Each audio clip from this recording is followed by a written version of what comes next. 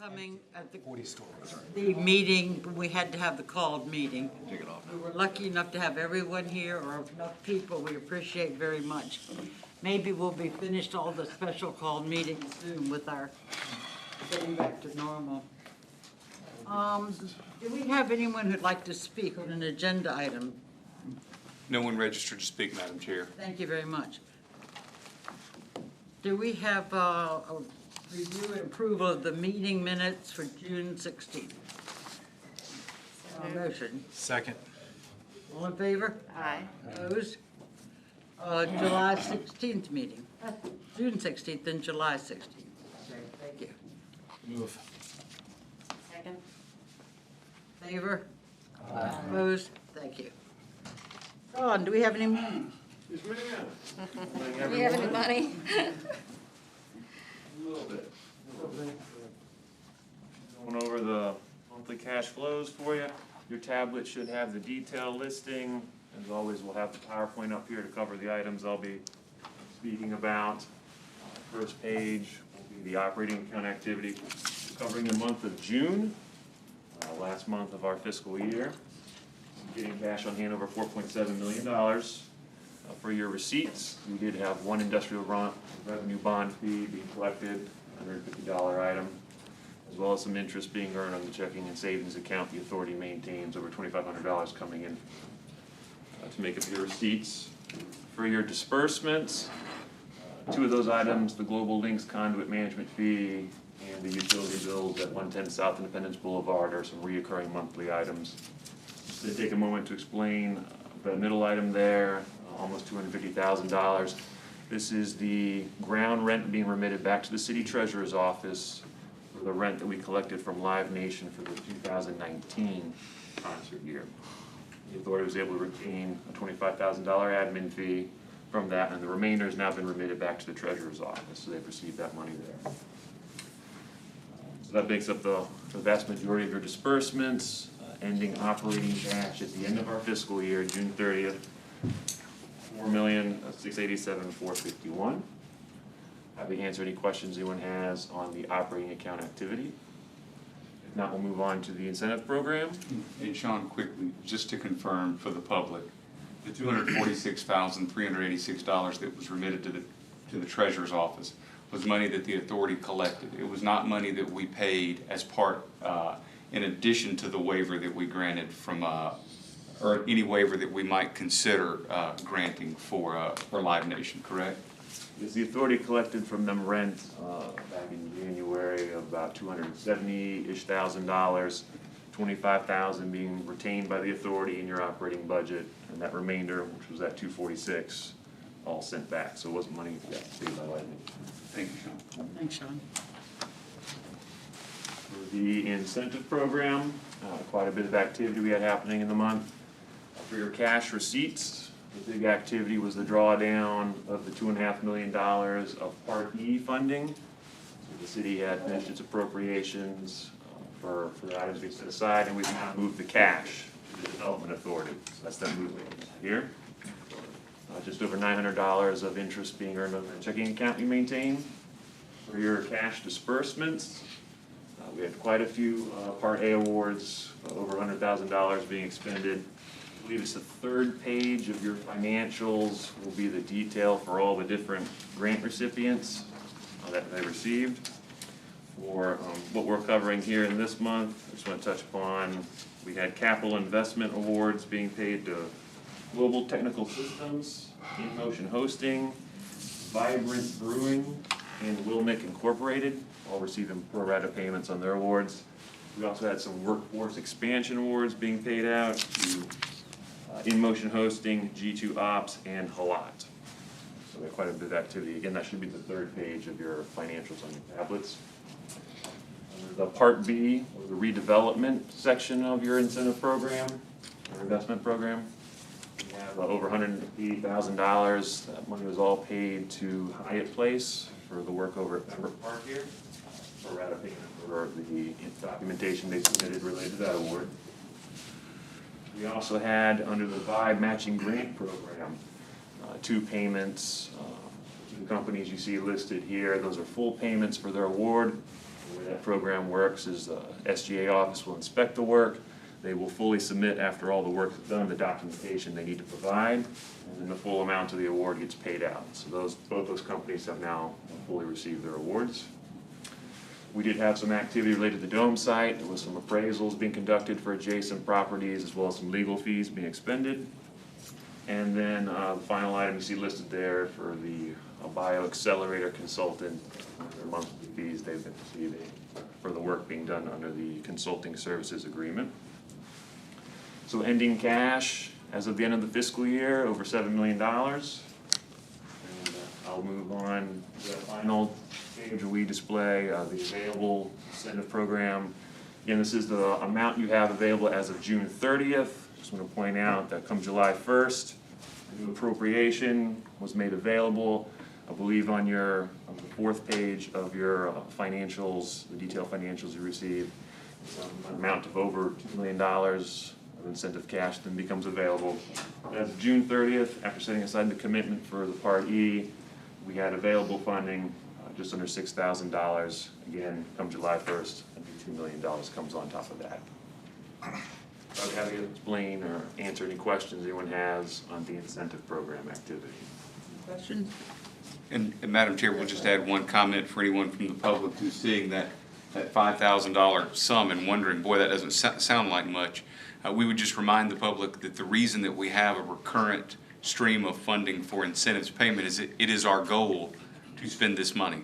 And so, because if we are spending this money, it means that we are creating jobs and capital investment in the community. So we're very happy to have another 2.2 and some change million to work through in this coming year. But when we get to my comments in a bit, I'll provide some context on what that sort of some effect that we have had here, that this body's work has had here lately. But we actually consider that a very positive thing to see that money has been paid out, because it means that we are creating jobs for people in Virginia Beach at a time when we very much need them. Thank you. I believe I also have the next item on the agenda as well.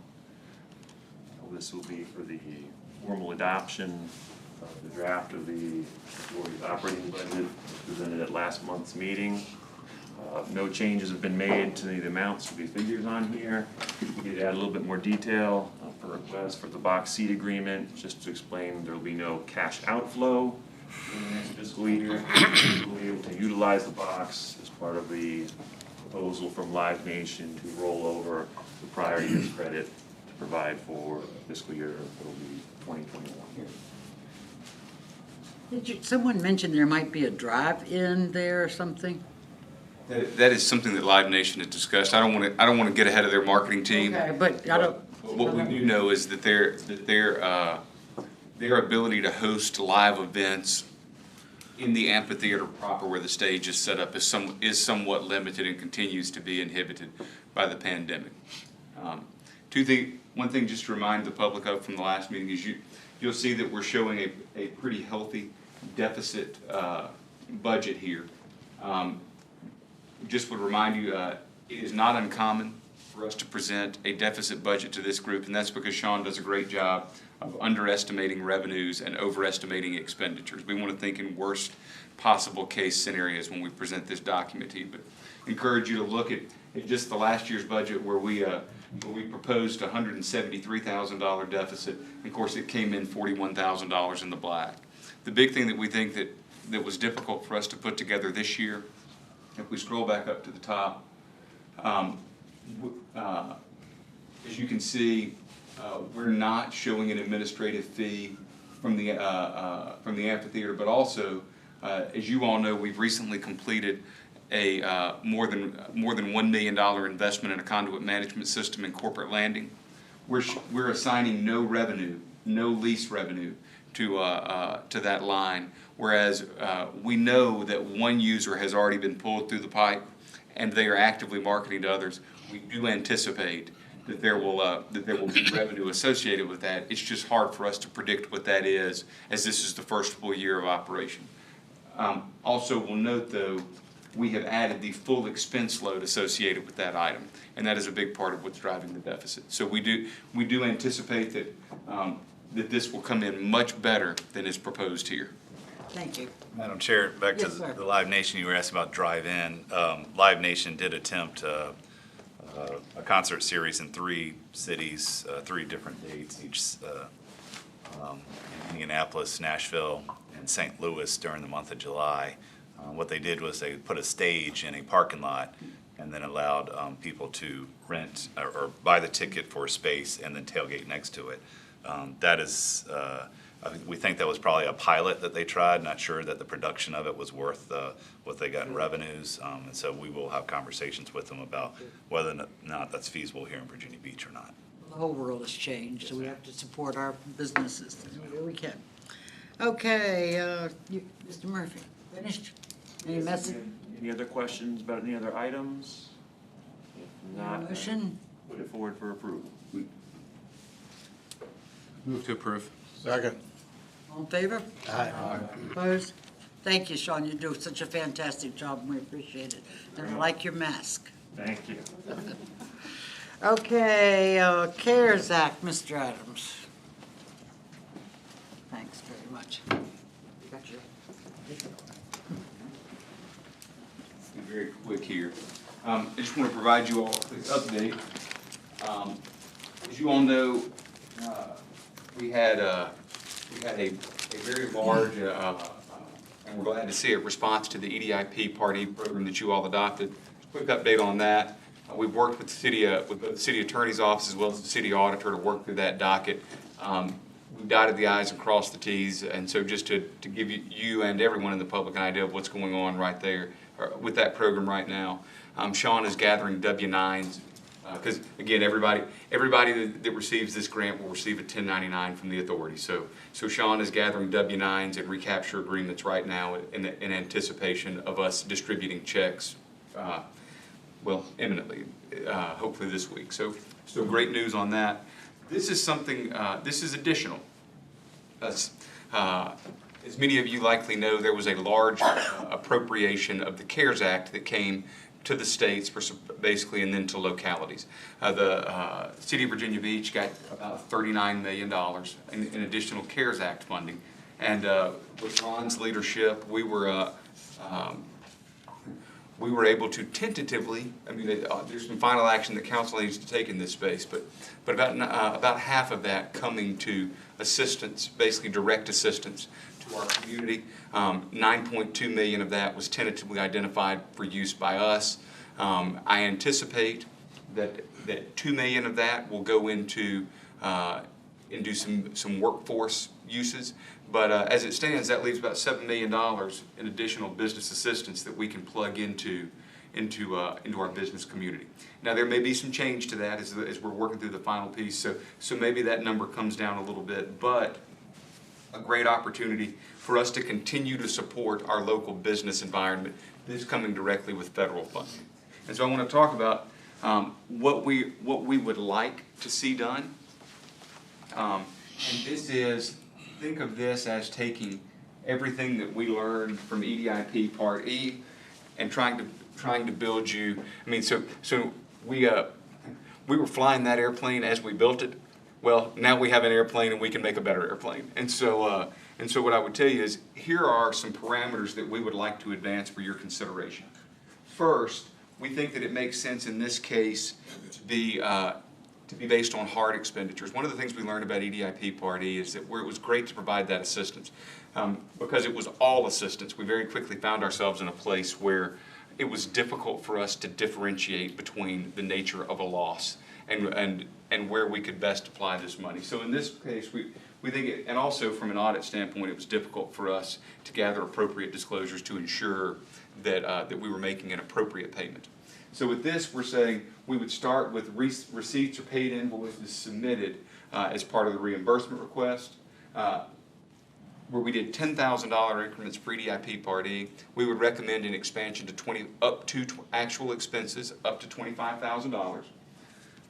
Just like with EDIP Part E, we would ask that the business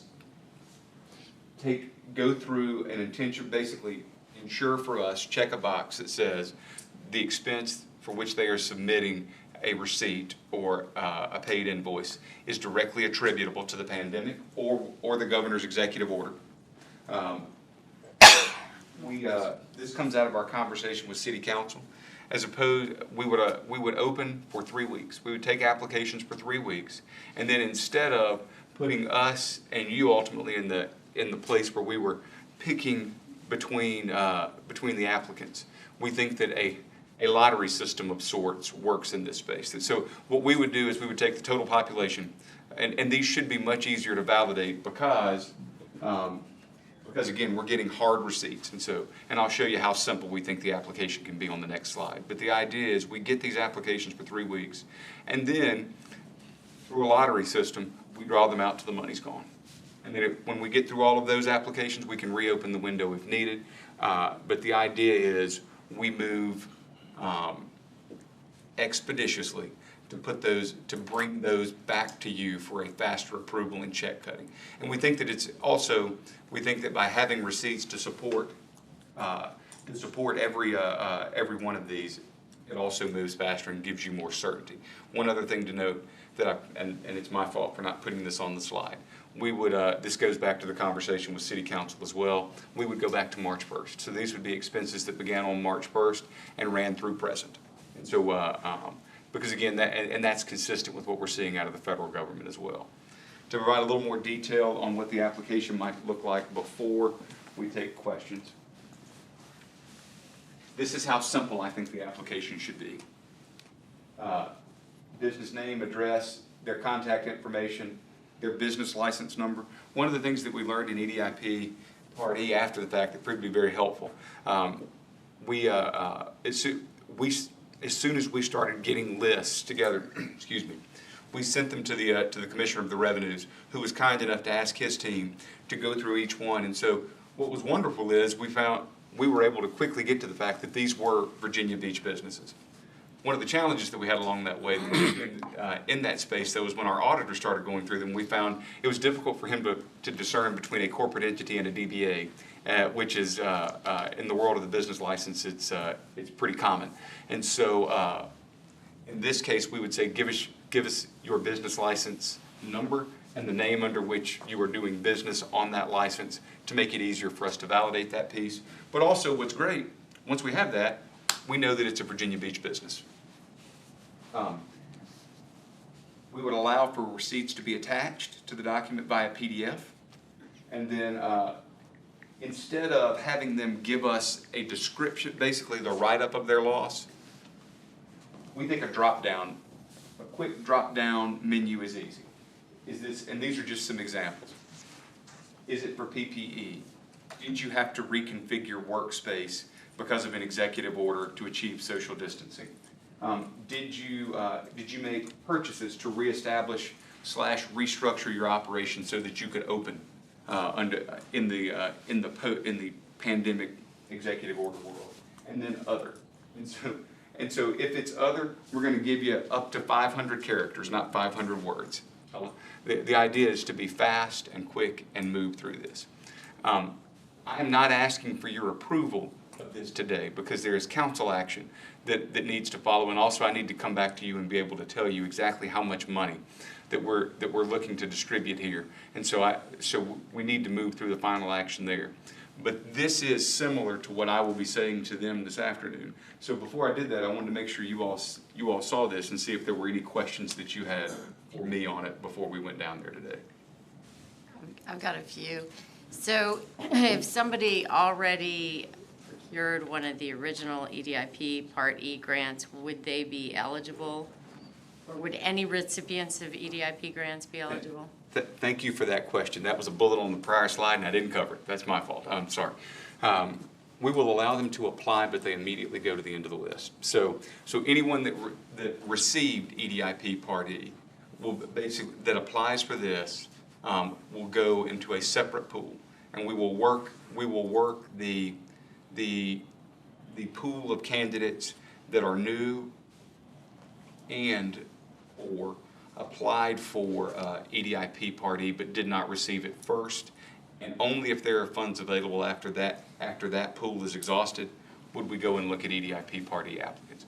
the reason we're allowing EDIP Part E applicants to apply is because we have until December 31st to spend this money, or it's remitted, or it goes back to the federal government. So for us, I think it does make sense to include that community in the pool, but I think we have to work the others first, and we would only use them if we were not able to expend the funds otherwise. And then are we going to grant funds to people who have received loans already from the federal government? So, And I'm using loan in air quote because a lot of it will be forgiven.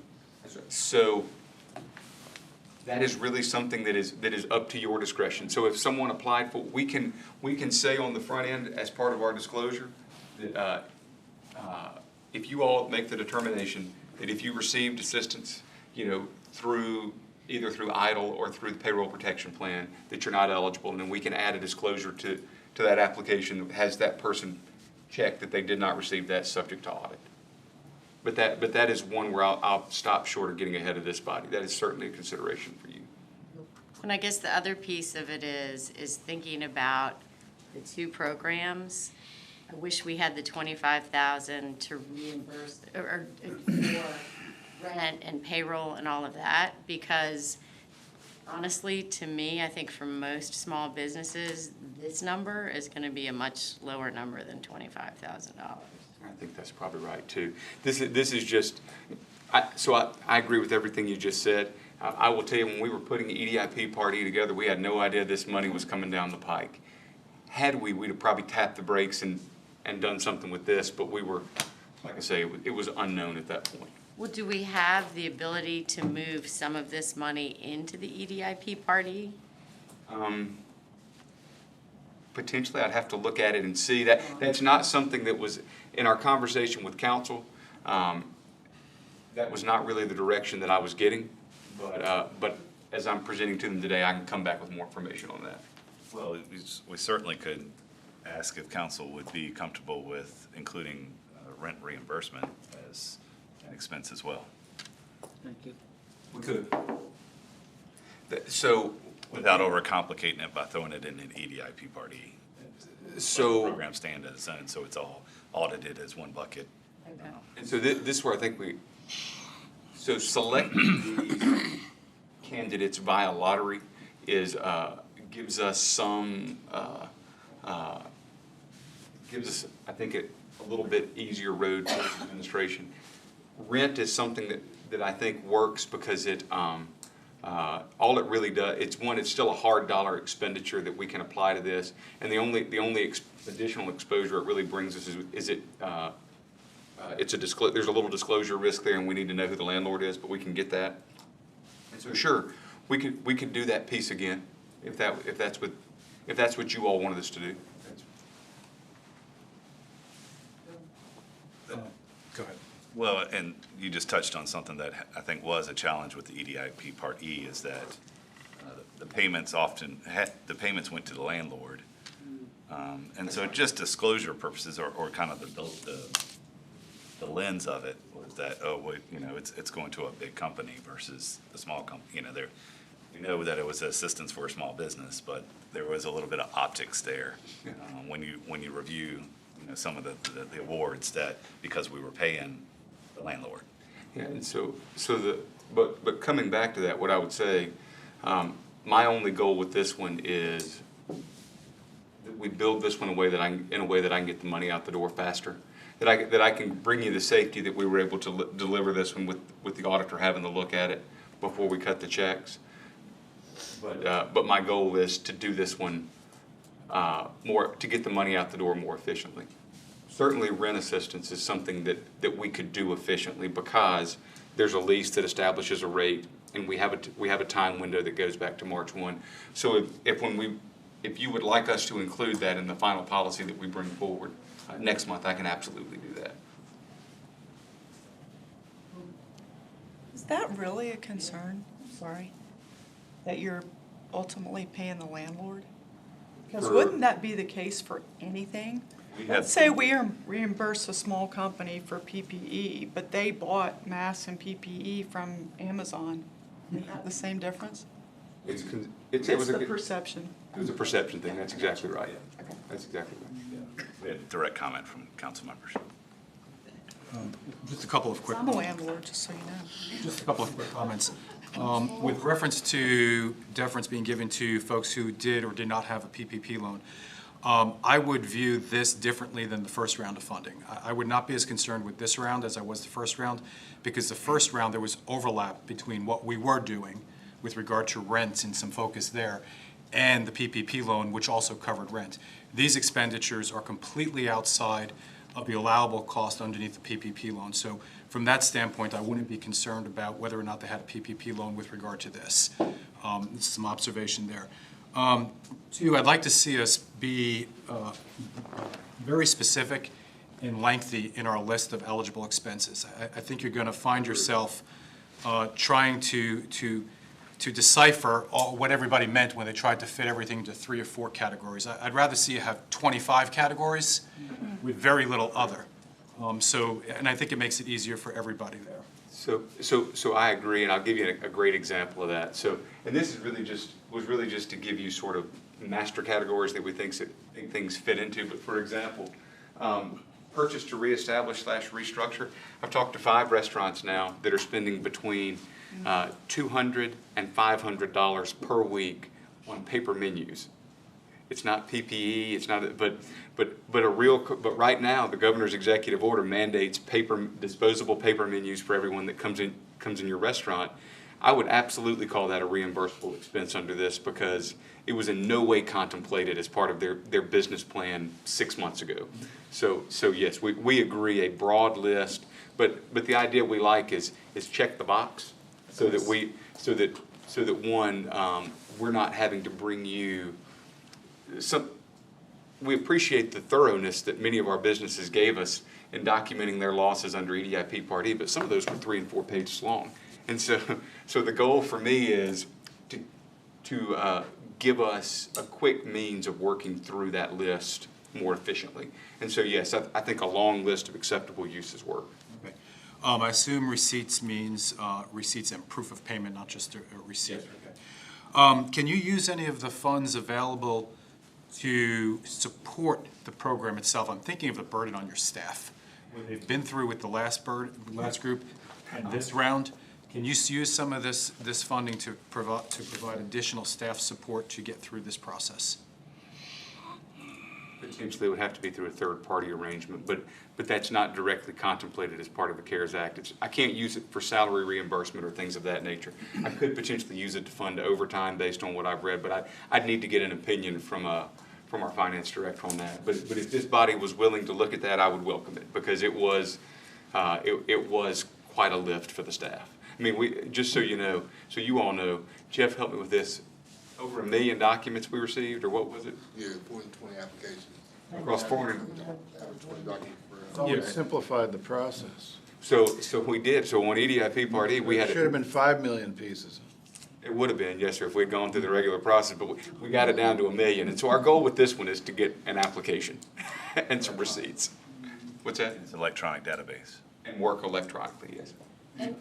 Lastly, you said you'll have a 3-week window. Yes.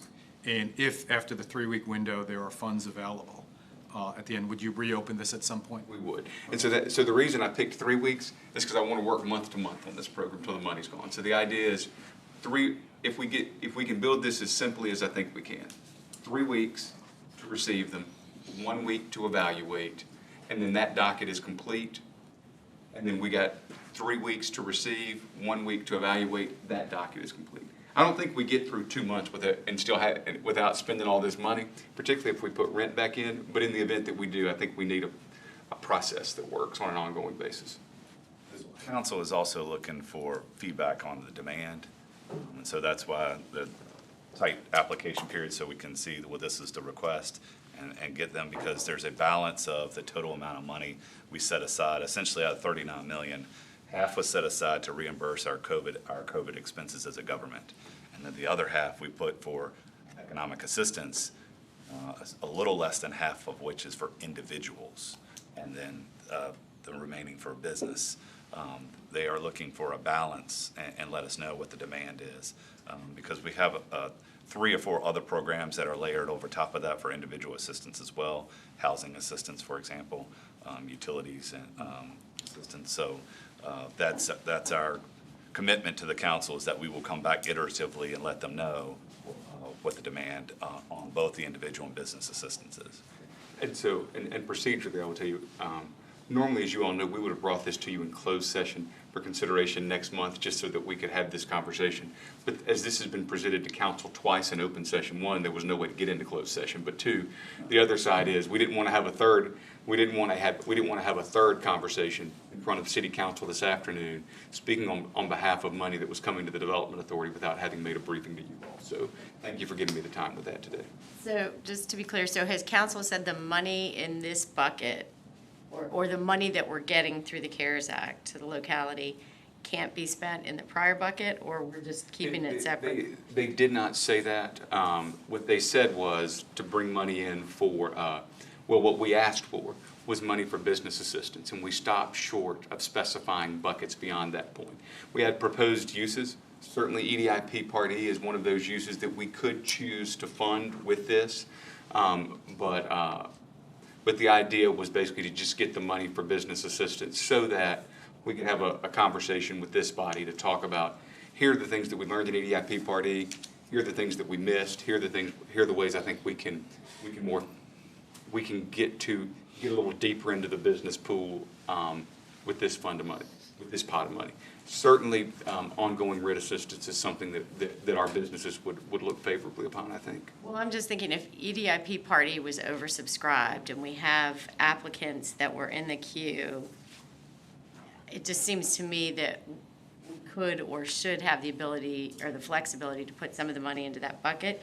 Because as I look at the list, the things that we're talking about here aren't losses. It's an unanticipated expense. That's right. For a business to have to reconfigure and to buy masks and hand sanitizer and all that, but And losses are not eligible So expenses. that's an important thing. In this, from the CARES Act, I cannot cover losses. okay, so then we shouldn't call it a type of loss. We should call it an unanticipated expense. It's reimbursement for COVID-related expenses. That's the CARES Act. Thank you for that. You're absolutely right. Any other questions for me on this? Thank you very much. And I'll be back Good luck with this afternoon. Thank you, and I'll be back next month with a more formal approach. I'll look at the application and how we anticipate administering the program. The next is a request for approval of granting a right-of-way easement for lights and service for Rob Hudone Way. I'm so happy that it's named for Rob. I don't know if you gave me one. I'll know Rob. Okay.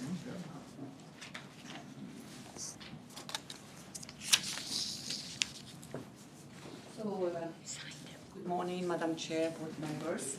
As you all know, we have completed the road construction in the Innovation Park. This picture was taken at the substantial completion, generating our punch list. Next. So our final step is Dominion Energy. So we've been working with them to get power to the lights and also to the service of the BMP. And so they're requesting that we grant them an easement, right-of-way easement, 20-foot easement on each side of Hudone Way.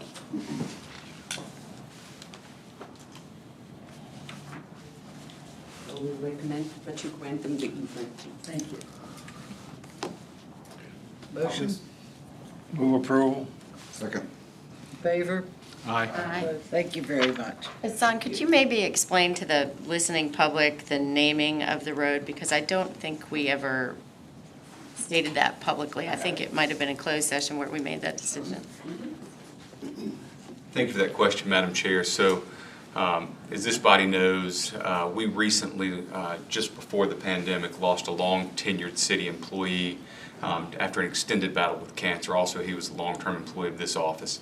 Rob Hudone served this community for, I believe it was 34 years, somewhere between 32 and 34 years of service as a city employee, and was generally beloved by everyone that he came in contact with.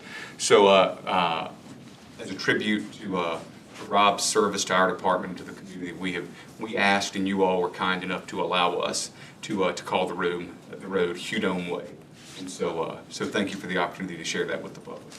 And you know, he came in to work even when, right before he died, when he couldn't talk. That's right. Such a wonderful man, we miss him. Indeed. City staff, our last meeting, especially the traffic engineers, they were so excited and happy to hear about it that they decided that they're gonna make a plaque for the family. Oh, that's really nice. Let's see, a request for approval of the elevations pending planning review for acoustical sheet metal. Such exciting. So, next one, so we have, I'll let you look at the disclosures for.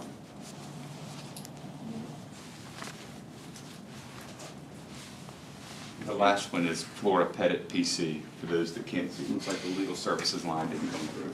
What is it? Flora Pettit Okay, so it's not PC. anything here. Okay.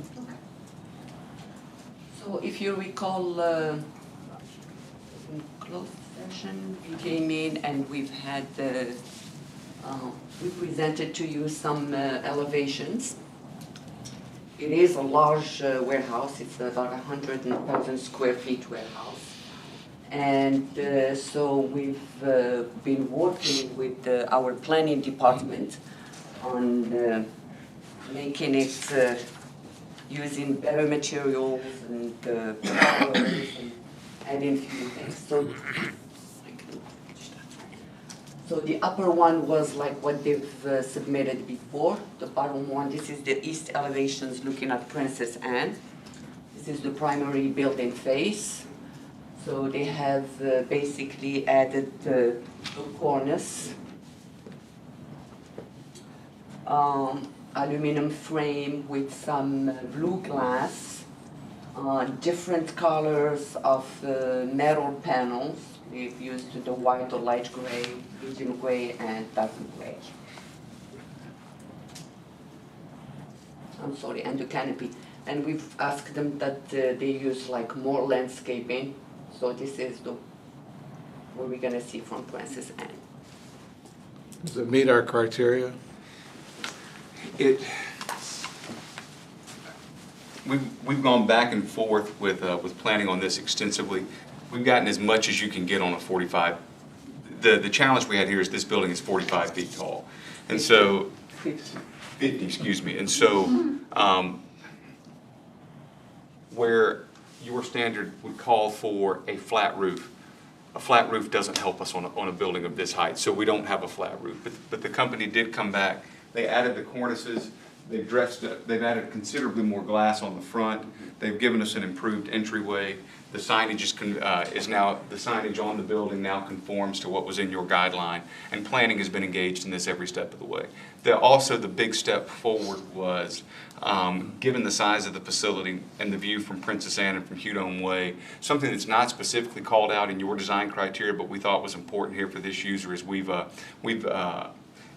added more canopy to the landscape plan, so that one, we're getting a larger tree from the beginning, but as we move through the process and those trees mature, it'll shield more of the building from the view shed of either road.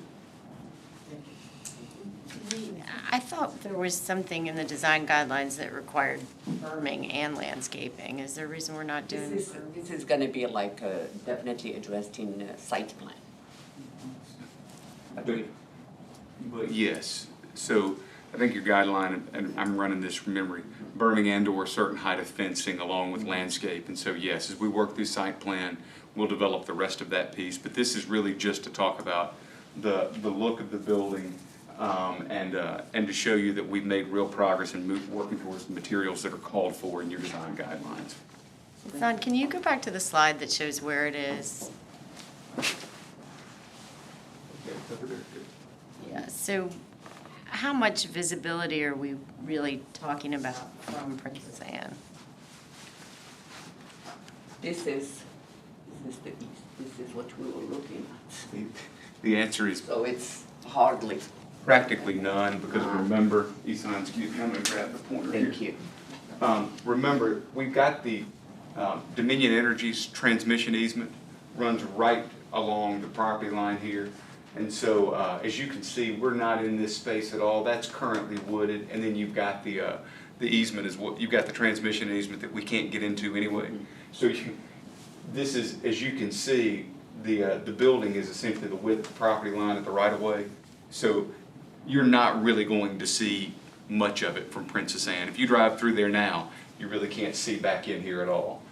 For me, the longer facing side here is the concern that we're working through now. And one, it's going to be the view from Hudon Way on the longer facing side of the building to ensure that that looks good coming into our park. That's a far bigger concern to me. And that's where you're showing the additional landscaping. So we've got this whole area here to dress up.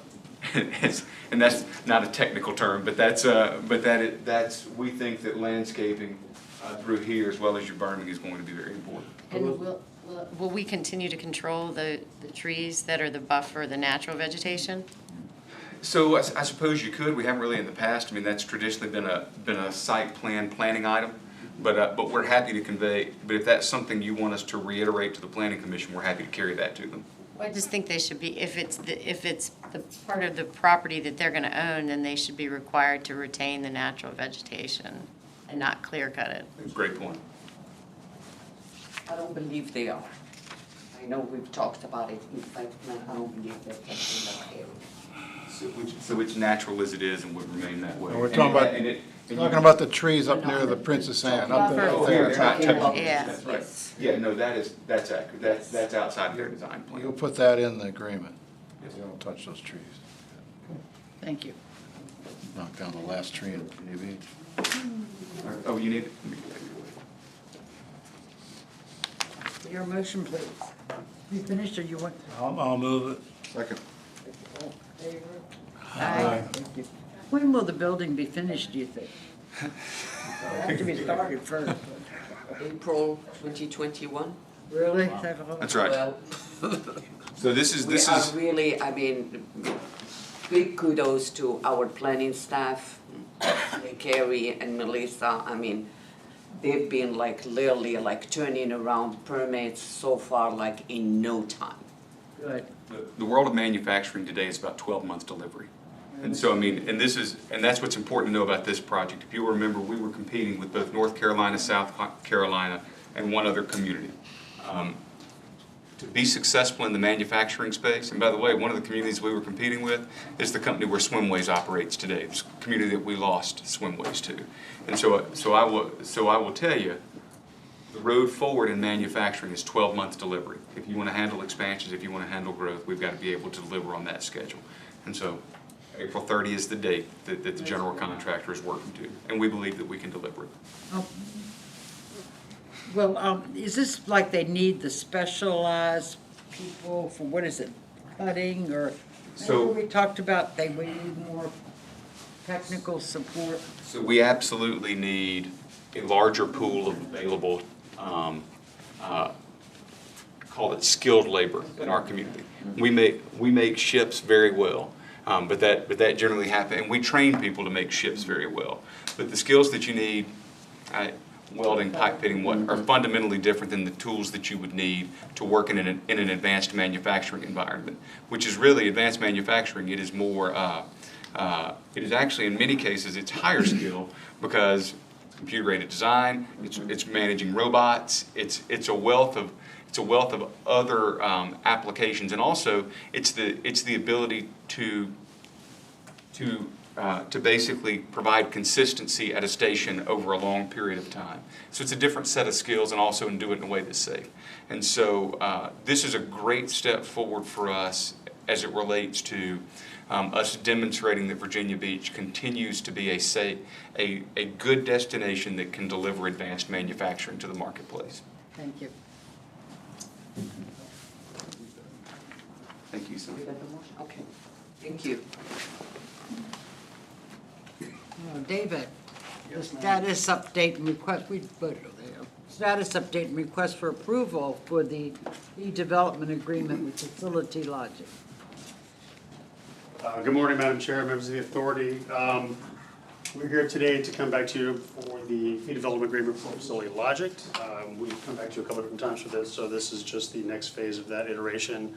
On the phone, we have us, hopefully, Pat, can you hear us right now? Yes, I can. Thanks, David. Okay. So we have Pat Larrabee and Lynn Cooper from Facility Logics conferenced in on the phone. So let me get through the presentation. If you have questions, or Pat may be able to add something towards the end. Real quick on the disclosures, obviously the folks from Facility Logics are represented. Architect Hanberry is also represented, Subs, Pace, and Lynch Meeks. Contractors we've considered through this project were PG Harris, Taylor Construction, Ringenberg Construction, and Whiting Turner Contractor. The purpose of the project is for the establishment and the build-out and ongoing running of the bioaccelerator space. This would be compatible to a BSL-2 level lab space, and this is the next iteration phase for a bioindustry sector. The lab will be located at Convergence 2, 5th floor, approximately 5,700 square feet of space, and it is currently an empty office shell space and will be converted to a lab space. The consultants have been working with us on the development of the accelerator program for a little bit, and they've worked with us on conceptual programming, design build-out, equipment fit-out, and ongoing management of the space. The consultant agreements that we've had so far to date, we've had the initial consultation agreement, which was approved back in October, and then a modification to that agreement to allow the architect to start doing their work was done back in December. Since Facility Logics was picked up and contracted for that space, they've done the program management, architecture selection, contractor solicitation, and bidding as well. They had to go out twice because of the input we got back from the various contractors. They've worked on space design, the budget for the project to include the build-out and equipment to be located within the space. What we're here today for is for the next iteration, which would be the fee development agreement, and that's the request before you today. And we will come back to you sometime in September, October timeframe for the ongoing property management agreement. The architect update on the project was you approved the revision to the consultation agreement back in December, and in January we started with that RFP process. You can see the dates there for the RFP distribution, the pricing, the interviews, and the ultimate selection of Hanberry all actually happened in the month of January. We had 10 folks that were solicited for the RFP. We had 2 folks responded. That was Hanberry Architecture and RRMM Design Build. And you can see the folks listed there. A lot of them declined and or did not respond. So with that, we moved forward in January with the interviews for the 2 architects, RRMM and Hanberry. Ultimately, Hanberry was chosen for the project based off their experience and qualifications. And as part of their team, they included Pace Engineering and Lynch Meeks Engineering for the mechanical, electrical, plumbing, and also the structural.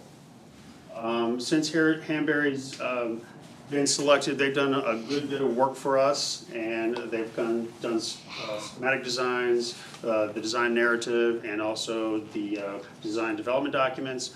I just want to pause here for a second. In that piece, there was a lot of conversations, and you'll see in the next slide, about how we fit a lot of things into a very small space, and there was a lot of back and forth with that.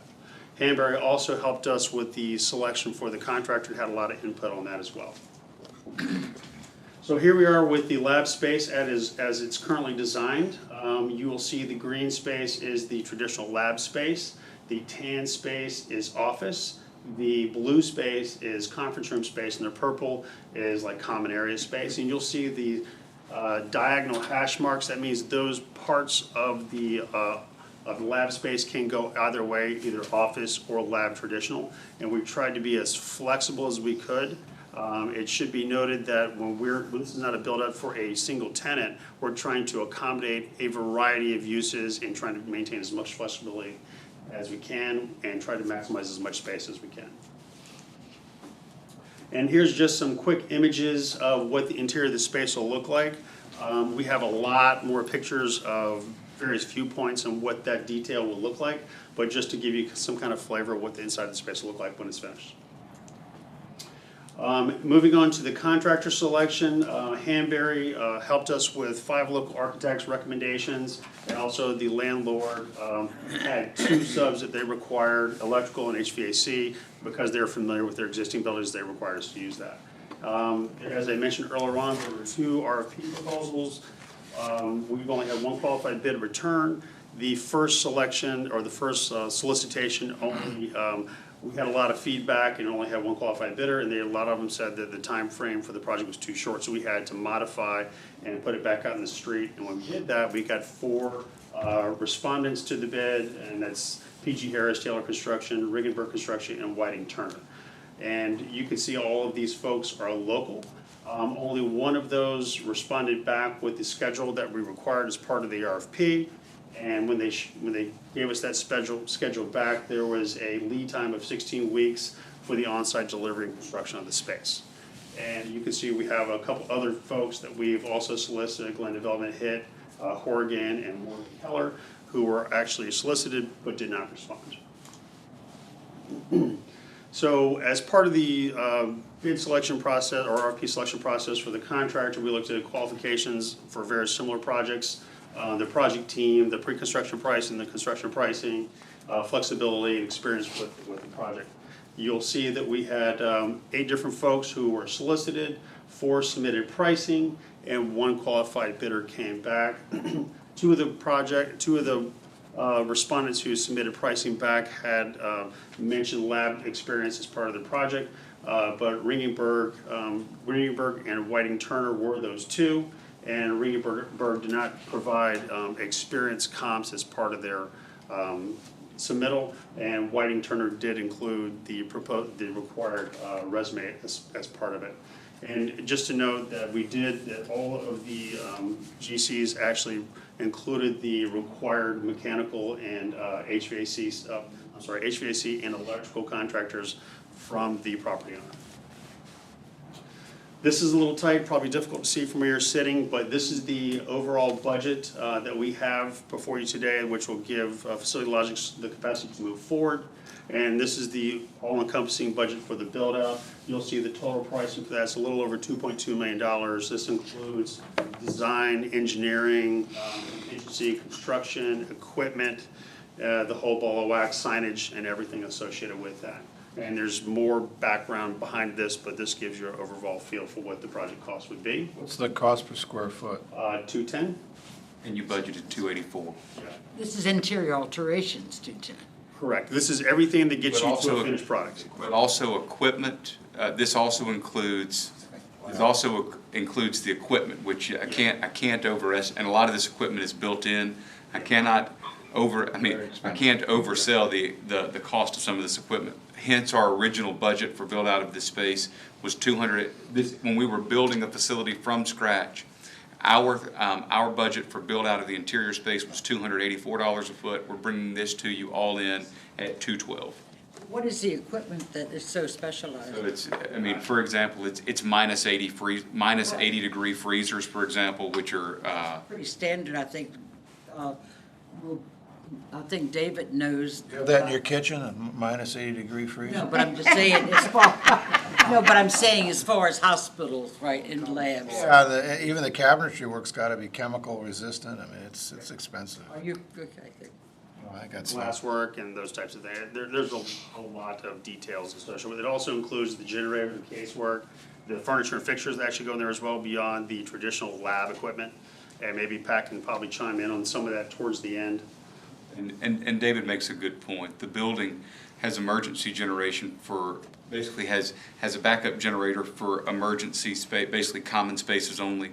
Our lab requires basically the ability to run at full capacity 24 hours a day, and we're gonna have to add that capacity to the building as well on our dime. Right, and another point, we've had a lot of conversations about this. We're going to kind of take it as it comes and equip it out as we see the need come in, because we're gonna make sure we buy the right things for the right need.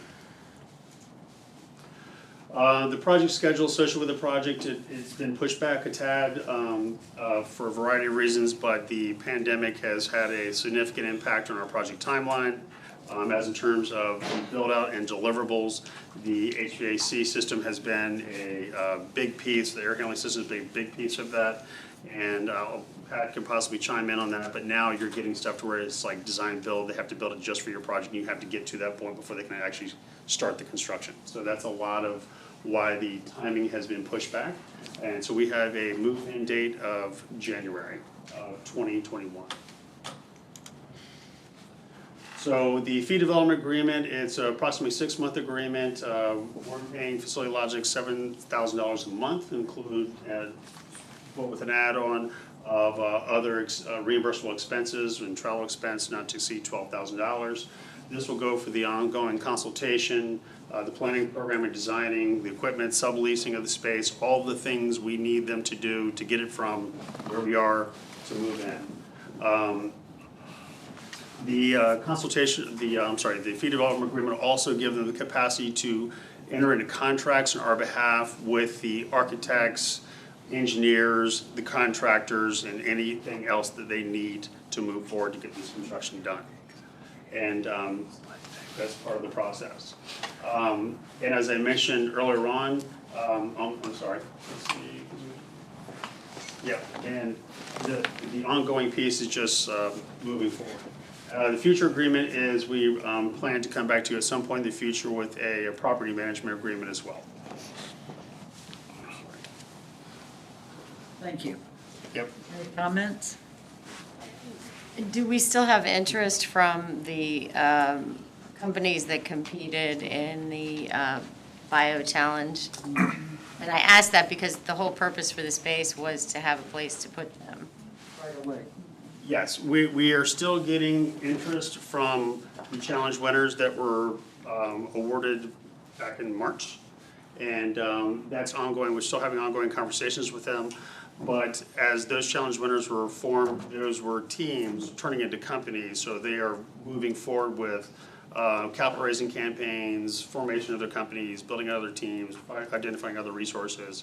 So as we move forward with this, we'll definitely continue to maintain those conversations, reach back out to them, let them know where they can fit into the space. We have contemplated possibly doing another challenge at some point in the future. But along with that, this is not solely for those challenge winners. It is a place for them to reside. But we have other interested parties as well that we've had conversations with throughout the state and throughout the region. So to your, I'll jump right to I think where you're going next. Yes, I think we lost some. Yeah. And here's the truth of that. I mean, we ran a bio challenge when we had neither a building nor a space to put the winners. So I mean that's just. We recruited all over the world for 5 years without a space, and so what I will tell you is that's now to defend my team here. They absolutely thought the space was coming. We hit challenges in development of that building that basically made it that one put it outside of our number, but also we spent 2 years working on the building that we didn't get out of the ground, which is why we moved to this lab because it's existing space that we could build out, and what we have all learned.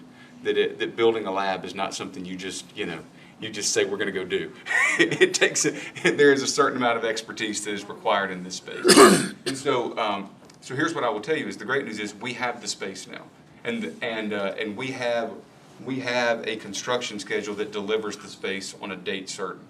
I'll move it. Yeah, we're going to lose some folks. We're running another challenge. That's all there is to it. We'll run a challenge for the space that we have. So in those conversations, I would say, make sure you're asking these people or getting their input.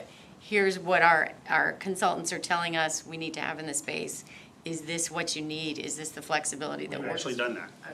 We did that earlier on, pre-design phase. So we reached out to all the teams that would talk to us, and that was a majority of them, to get their input on space needs, equipment within the space, a variety of program questions. And the great thing is when we run the next challenge, we'll run the challenge with the knowledge of here is our lab, here's what's in it, here's what we can offer, here's our operator. And we think it puts us in a better place to be successful in the next challenge. And I think maybe the next contract, we should pay for deliverables instead of monthly, because we've lost a lot of time. Let's do that. I'll move it. Second. All in favor? Aye. Opposed? I am opposed too. And I'm opposed. Thank you, Dave.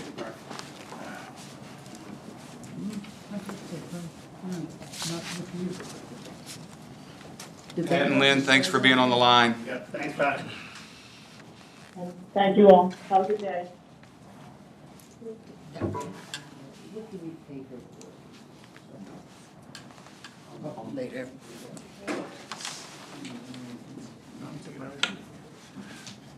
Okay, what is the next one?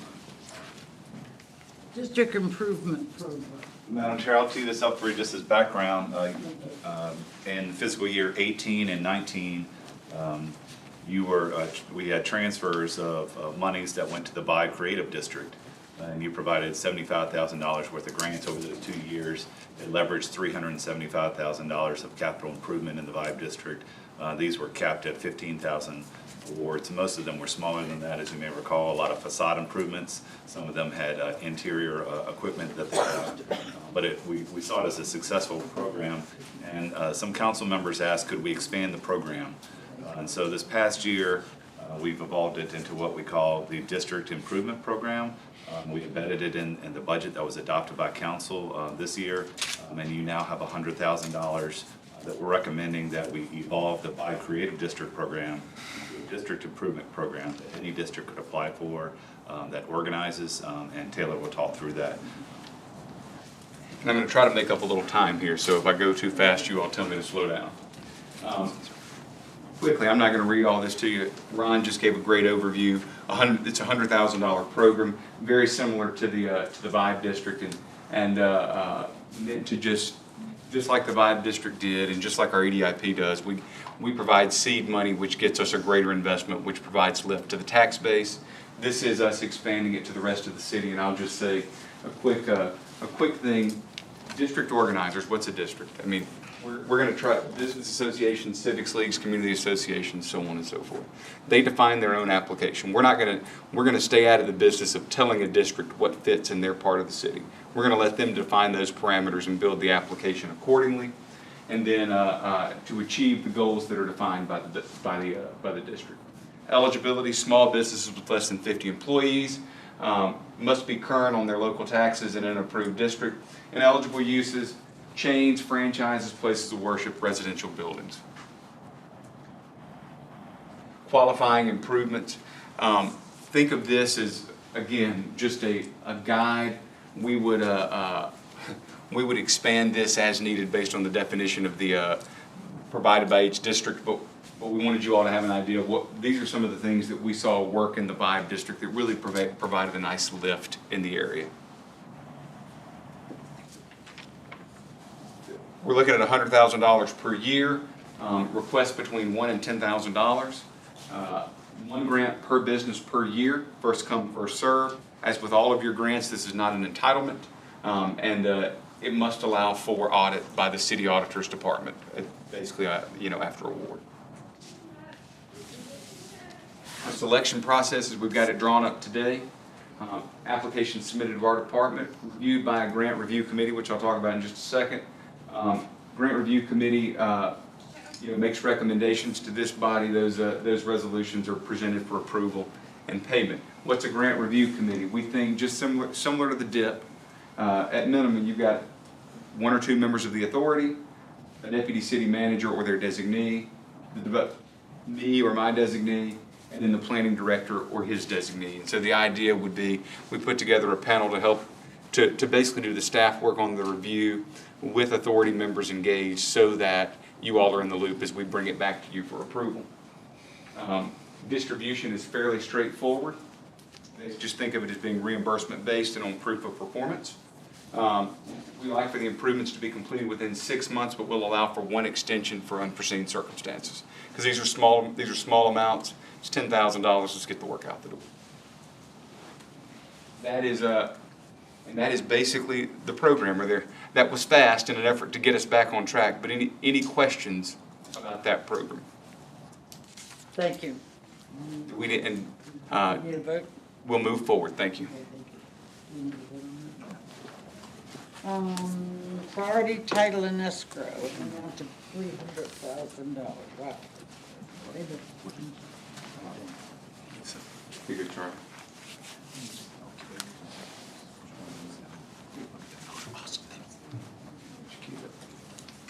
All right.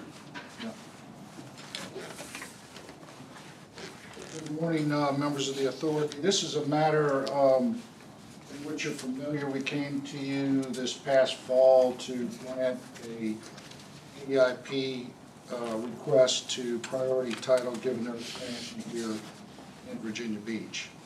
We're coming today to request a modification and a revised submission of a revised resolution zeroing in on the actual numbers of jobs here in the Virginia Beach office as opposed to what we discussed this past fall. As a matter of information, all these disclosures remain the same and were reconfirmed late last week as far as who the company does business with here locally. This information remains the same, all again confirmed by the President. All of this information is accurate. They relocated from one part of Lynn Haven Parkway to the next and purchased the new building and continue to expand their title business. This is an aerial shot of the location on Lynn Haven Parkway. We're also working with them on some new signage, a monument sign out on the boulevard there, or the parkway, so that they can get a better street view of where they're actually located. Now, in particular, as you may recall, that they are looking to fill additional full-time employees, new jobs of 200 folks at the Virginia Beach office. At the time of their submission of the application, and the time we had presented to you, the existing baseline number we used and they used was 109. Well, as they've come back to us looking for reimbursement based on the agreement, we found out that the actual baseline number of employees at the Virginia Beach office was 37, as opposed to 109. The 109 number was company-wide throughout all their locations around the country. So what we're asking is to recognize this baseline number based on their application in 2019, and also as an update, as of July 10, they've grown that total to 70, reflecting an increase of 33. So they're starting to ramp up their employee base as they had indicated. So again, what we're coming to you today for is to affirm the baseline number of 37 and use that in our calculation purposes going forward for the reward over the next 3 years. Thank you. This is fairly straightforward. An administrative error that when the application was filled out, the company listed their company-wide employees instead of their Virginia Beach employees. We always want to present the most honest look of these deals to you all. There were 37 employees in Virginia Beach. We're still getting the 200.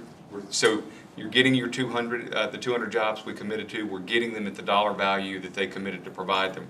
We just want to amend this so that we're providing a more accurate, and there's no additional money here. This is simply a more accurate look at the award that you all approved at a prior meeting. So we just want to make sure that we're telling the community the truth. And so they did not have 100 employees here. They had 37 employees here. They had 100 employees nationwide. Thank you. Motion, please. Motion to approve. Second. Second. All in favor? Aye. Opposed? Thank you very much. The next one is Taste, right? He's outside, I believe. We have a guest here. We do. You're going to introduce your guest. Yes, ma'am. Thank you.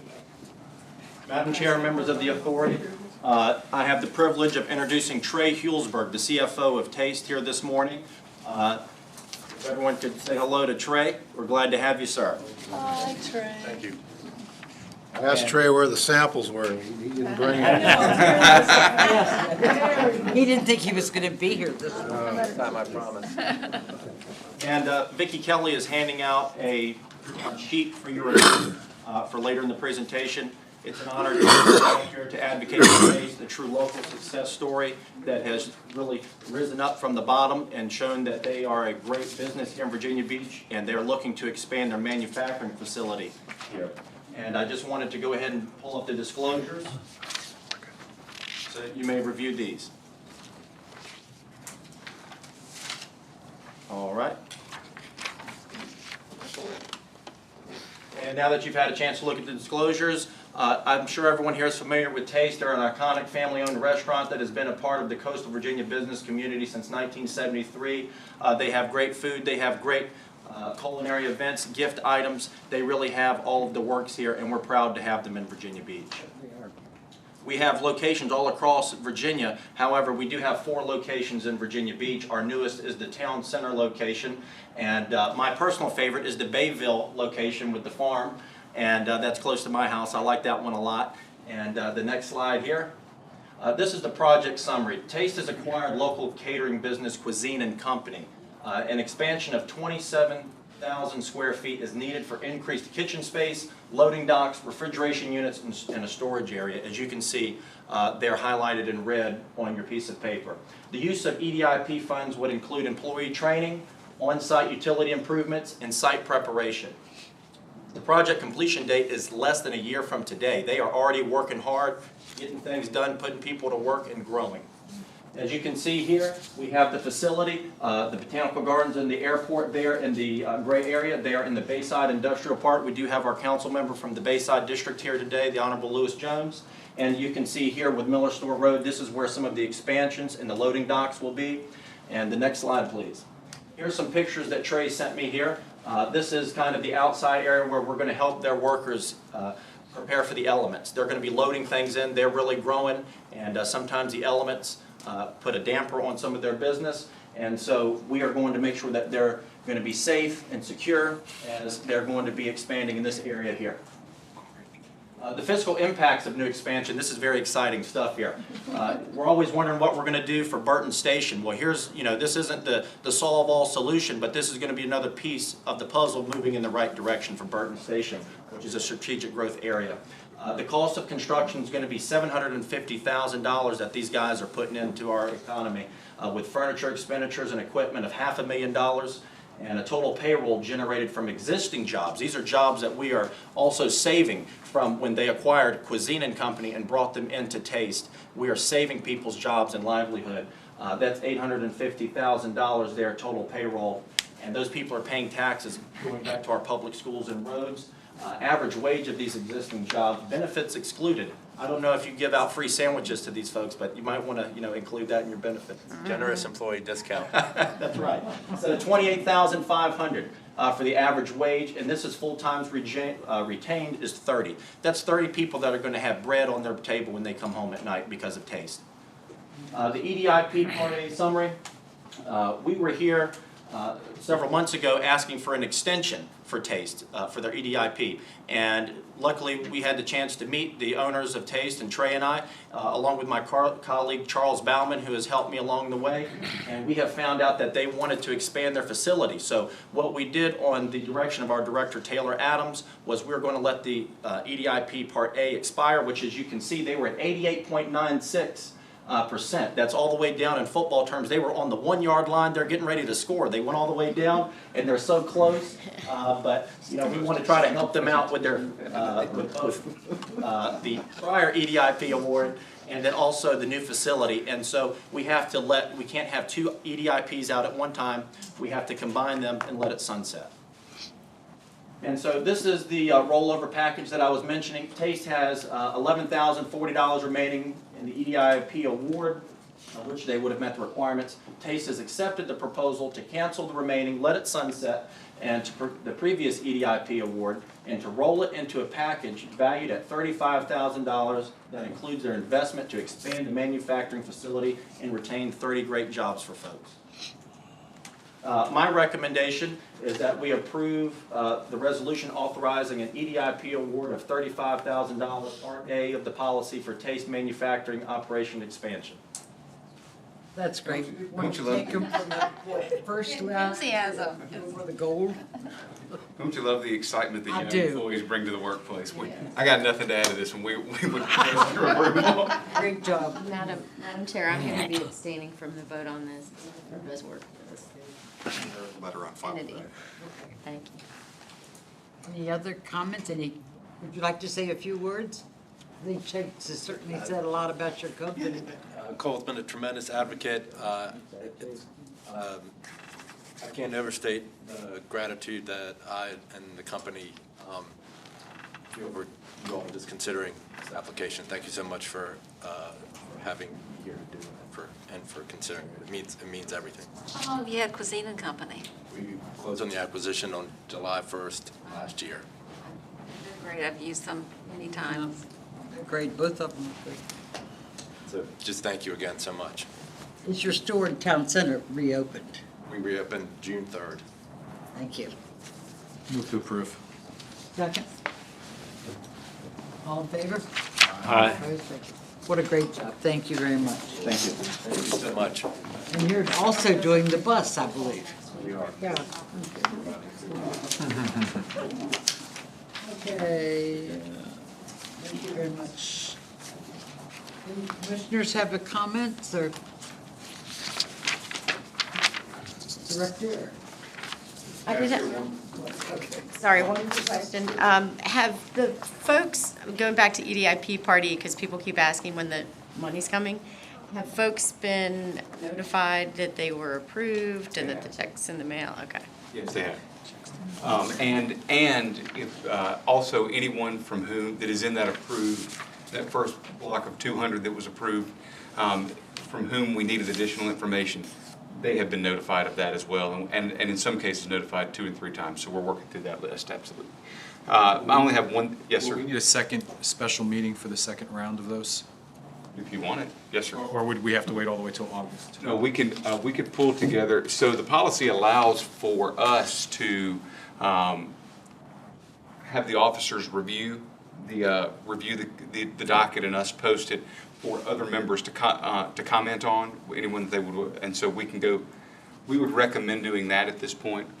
Advance it to the officers for review, post the docket for this body to review, and then anyone who has issues can share them.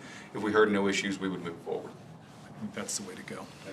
We thank you all for coming to that special meeting, Chuck. That's right. Yes, I do want to say, so I have 2 quick comments. The first one is thank you all for working with us as we did a number of special meetings to work through a substantial backlog that built up over 4 months of the pandemic. Those special meetings led to 9 announcements between the middle of May and today, totaled $136 million in new capital investment in our community. So $136 million in new to market capital and 756 new jobs.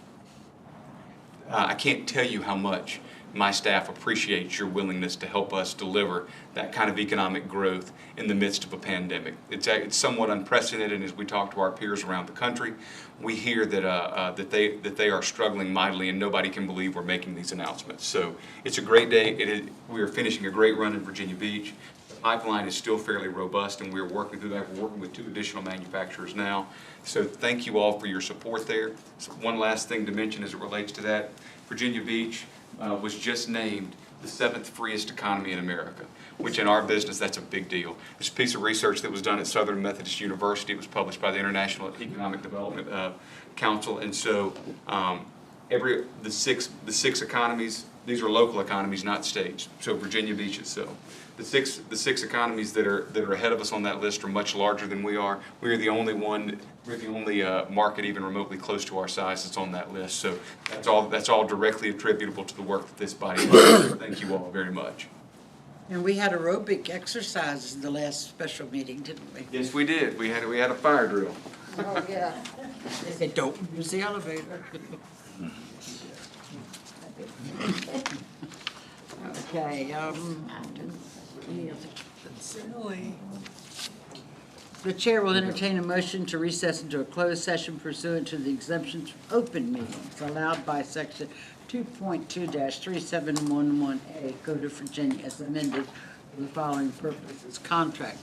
Discussion of the word of public contract involve expenditures of public funds, including interviews, discussion, where a discussion in the open session will adversely affect the bargaining position or negotiating strategy of the public body pursuant to Virginia Code 2.2-3711A. Publicly held properties. Discussion or consideration of acquisition of real property for a public purpose or the disposition of publicly held real estate where discussion in an open meeting would adversely affect the bargaining position or negotiating strategy of the public body pursuant to Virginia Code 2.2-3711A3. Motion. Move. Second. Call the roll. Who was the motion? Oh, Lisa, I believe. Sorry. David Byrne, Yay. William Brown, Yes. William Brunke, Yes. Taylor Franklin, Yes. Penny Morgan. Yes. Peter Mueller. Exited the meeting.